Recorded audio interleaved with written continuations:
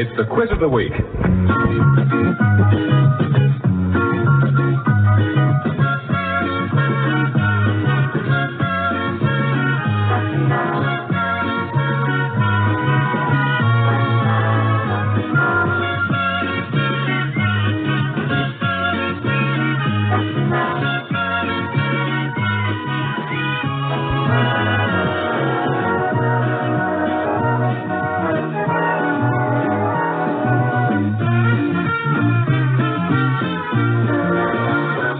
Of the century. No, we're not the quiz of the week. We're not coming to you from Norwich because I wouldn't be allowed to go to Norwich, what with the current lockdown travel restrictions. And I am definitely not Nicholas Parsons. I'm Julian Radbourne, and you're listening to episode 3 of the Two Sheds Review podcast. Yep, we made it to episode 3. Thank you all for downloading this. Thank you for downloading all the previous episodes. Not really much else to say, so let's get on with this thing. Excuse me, what happened if you mash this button? What do it do? Oh Lord. Ooh. Oh! Lord. Oh! Good. Now, we're still in lockdown. Most of the world is at the time I'm recording this. And a lot of you around the world have been making videos.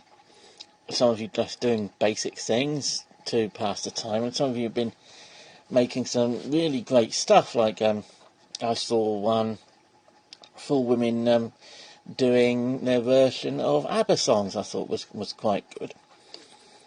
But there's one thing, well, two things that I think have been missing from all of this. Two guys actually, I think, and you know, it would have been good if they could have contributed in some way, because they were doing this sort of stuff years and years ago, and before even YouTube was a thing.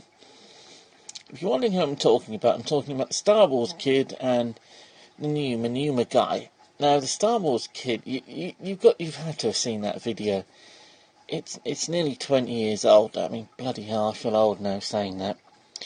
Well, it's nearly 20 years old, and it's basically a kid filmed himself in a high school basement in America, basically copying the moves of Darth Maul from the Star Wars film The Phantom Menace. And the story goes that someone found the tape, he left the tape in a basement, someone at his school digitised it and uploaded it to the internet, and it became a viral phenomenon.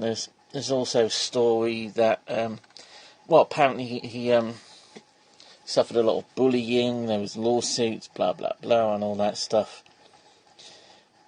And, you know, he suffered a lot because of it, but frankly, I think the guy should be proud of what he did. He may have been bullied, but he brought a hell of a lot of happiness into this world just by doing what he did, and the video's been seen God knows how many times, probably billions of times. And people have digitised it, and they've copied him, done their own videos, and like I said, it's a laugh. And if I'd done anything like that, I mean, actually, I wouldn't have had the balls to do anything like that. Now, the other guy I was talking about, I was reminded of this guy when I was looking through the channels the other night, music channels mainly, and I saw a video for a song called Ozone, I think it's called. Now, the band is called Ozone. So they're a Romanian boy band. And the song, now, forgive my pronunciation, I've got it up on my screen in front of me. Dragostea din te. That's Dragostea din te. Now those words probably mean nothing to you, but if I was to say the words Numa Numa, you'd probably know instantly who I mean. It's a fat kid sitting in front of his screen, wild gesticulations, lip-syncing to this song. He became known as the Numa Numa Kid, or Numa Numa Guy. The guy was in fact a guy called Gary Brolsman. He released the video, unlike the Star Wars Kid, he released the video himself way back in 2004.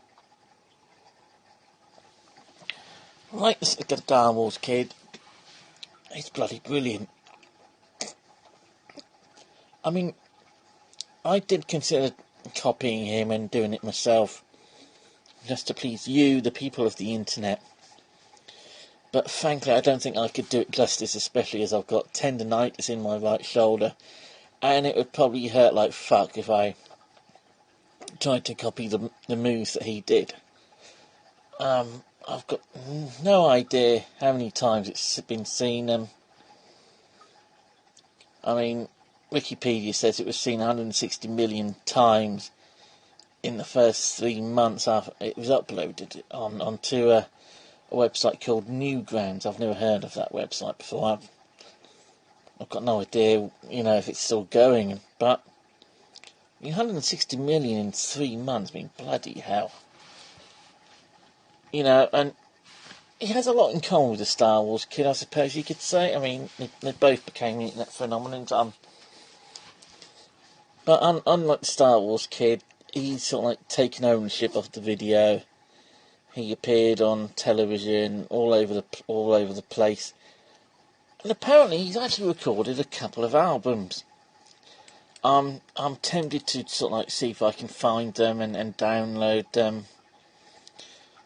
I wouldn't pay for them, but if you know where to look, wink, wink, wink. You could probably find a download from them.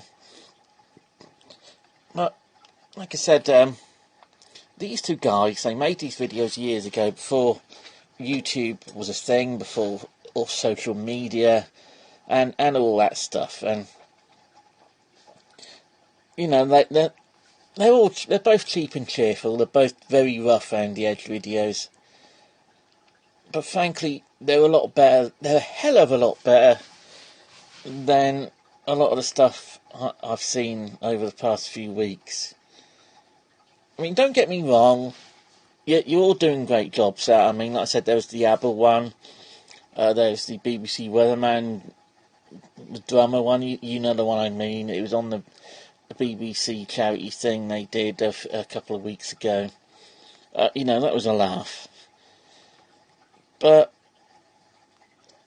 you lot have got nothing on the Star Wars Kid and the Numa Numa Guy.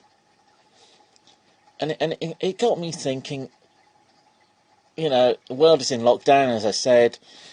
We're looking for places for our entertainment. We basically want a good laugh. And wouldn't it be nice if these two guys made a comeback? If they released new videos, new versions. I know Numa Numa Guy released a video on the 10-year anniversary, but wouldn't it be nice if both of these guys recorded updates and released them on YouTube? Imagine the publicity they could get. Excuse me while I blow my nose. Don't worry, I haven't got the virus. It's hay fever and allergies. As I was saying, imagine the joy that they could bring to the world. But there's one thing I wouldn't want to see. I wouldn't want to see these two do what other so-called YouTube superstars do, and have a boxing match with each other. But that I'd just like to see what they're doing these days, and perhaps they could update the video, as I said. Give us a bit of joy, bring a lot of joy to the world. If you haven't seen them, I won't post links or tell you where to go. Just go onto YouTube, put Star Wars Kid and Numa Numa Guy in the search engine. You'll see them, and you'll see just how brilliant they are. And remember, these guys went viral before all social media, before Snappygram and InstaChat or whatever. It was more or less by word of mouth, if you could call it that in those days. Enough said. Here are 5 unpopular opinions about the entertainment world. Number 1. As far as 80s vampire films go, Fright Night is a hell of a lot better than The Lost Boys. Fright Night has Roddy McDowall in it, and you can't go wrong with Roddy McDowall, can you? Number 2. The film Batman and Robin. You know, that one that had George Clooney in it and Arnold Schwarzenegger. It's not really that bad, is it? Come to think of it, Catwoman was fun in its own kind of way as well. Number 3. Taylor Swift is overrated. Number 4. Mrs. Brown's Boys is bloody awful. Come to think of it, Citizen Kane is bloody awful as well. Number 5. I really enjoyed the final season of Game of Thrones. All the plot points were tied up nicely, the battle scenes were brilliant as always, especially the one with all the zombie-like creatures in. And why anyone thinks this season should be remade is a moron. Enough said. Now, another thing I'd like to commend you on, and especially the people in my neighbourhood, is the support you've all shown for Britain's National Health Service. I mean, I'm a big fan of the NHS. They've really taken care of me over the past few years, what with the heart problems I've had, and they really took care of me at the end of January when I had my little procedure done. I mean, there's quite a few houses in my neighbourhood. They've got flags up, Union Jack flags, that sort of thing, and I'm seeing rainbows everywhere. You know, kids have been drawing rainbows, posting the photos in their windows. There's one house just up the road from me that's got a massive rainbow drawn on their wall, and I keep thinking maybe I should take a photo of it sometime and share it on social media. But I think there's one man round it who lives near me. Don't think he's quite got the right idea. You'll know it if you live near me, and you'll see it because he's put a rainbow flag in his garden, and he's written NHS on it, but it's actually a gay pride flag. No, don't get me wrong, there's nothing wrong with a gay pride flag, but I don't think he's got the idea. I don't think he knows what he's actually done. But on the other hand, maybe he is gay, and this is his way of telling his wife. Mind you, it's a bit late to tell her that because they've had 7 kids together. Now, I have a question for you all out there. Is it okay to have inappropriate thoughts during this coronavirus pandemic and during the lockdown? Now, when I mean inappropriate thoughts, I mean, you know, jokes that would probably offend most people. I mean, a few weeks ago, I posted on Facebook that I was coming up with loads of inappropriate jokes, but it would probably be best to email them to Jimmy Carr. And then I began to think, well, perhaps instead of Jimmy Carr, they'd probably be better with someone like Frankie Boyle. But I suppose it's something we've all been doing during the past few weeks, during this whole thing, where we've had a lot of time on our hands, and we always make inappropriate jokes about things that we know that are going to offend people. I mean,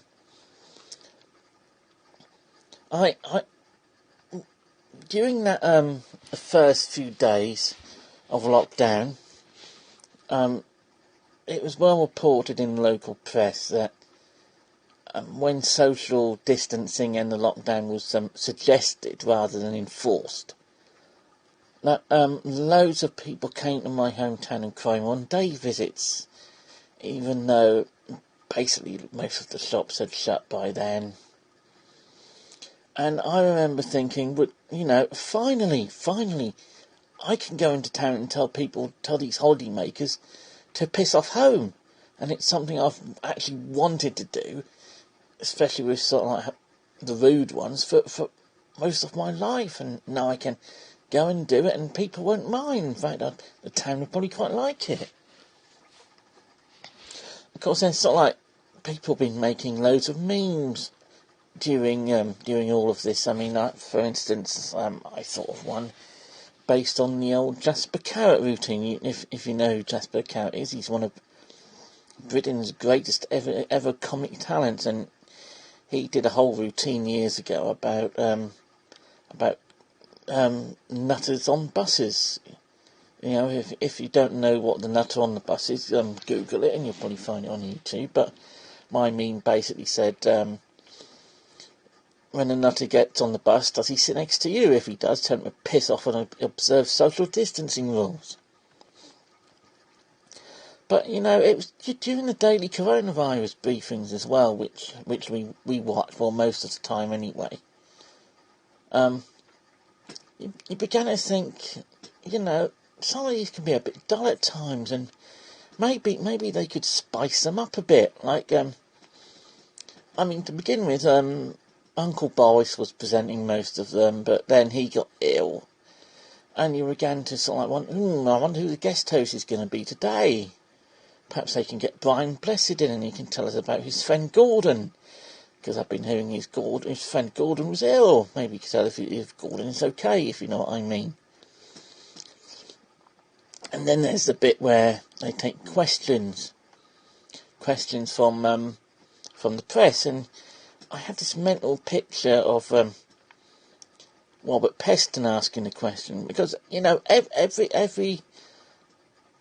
every briefing, you know, there's just going to be a question about when is the lockdown going to end. And I had this mental picture of Peston asking the Prime Minister a question from his webcam. It basically goes something like, Prime Minister, can we go out yet?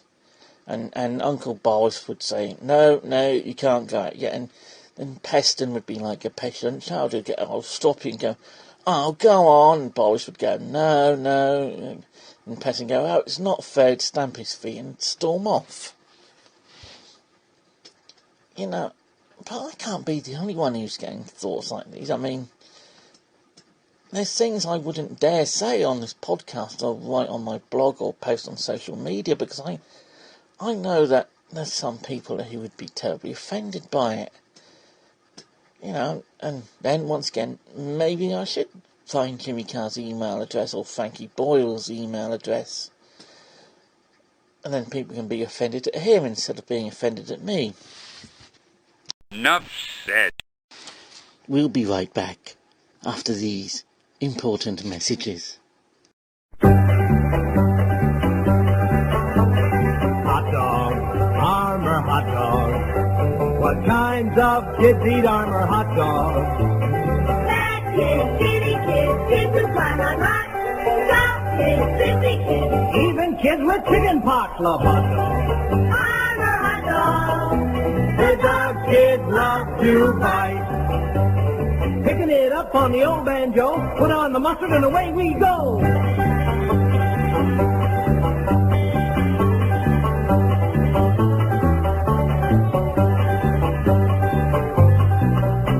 When men like dogs, then soon they say, But when kids fight dogs, they yell, hooray for hot dogs. Armour hot dog. The dog Kids love to bite.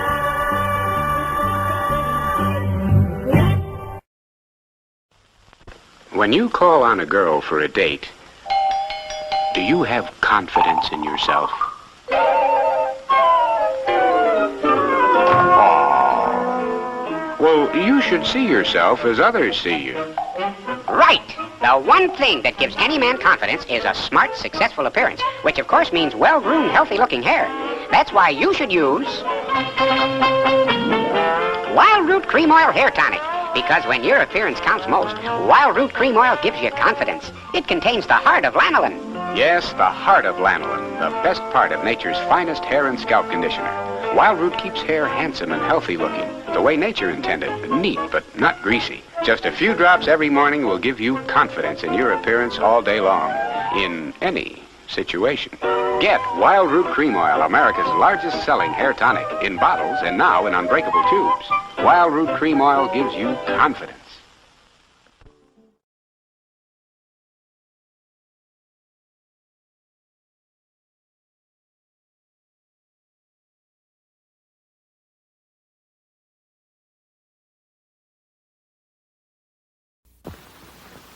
Class attention. Forward march. Oh, I'd love to be an Oscar Mayer wiener.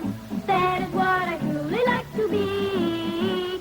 'Cause if I were an Oscar Mayer wiener, everyone would be in love with me. A big parade is so inspiring. Oh, I'm glad I'm not an Oscar Mayer wiener. That is what I never want to be. 'Cause if I were an Oscar Mayer wiener, there would soon be nothing left of me.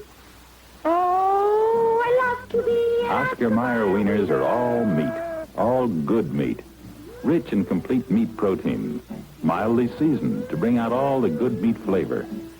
Everyone would be in love with me.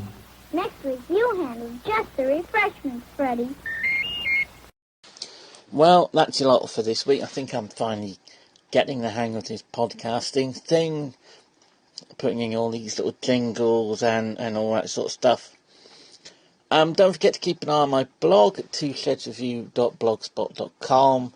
Over 2,000 pieces on there, including links to where you can listen to old editions of this podcast and everything else. There's my YouTube page, youtube.com/twosheads316.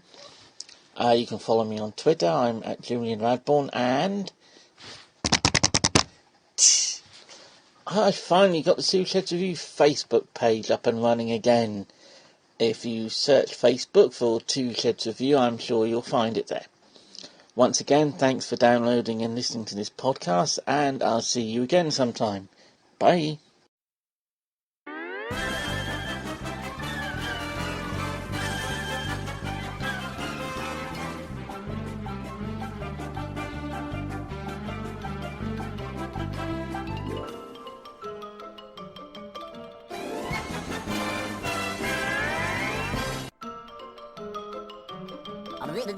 That's all, folks.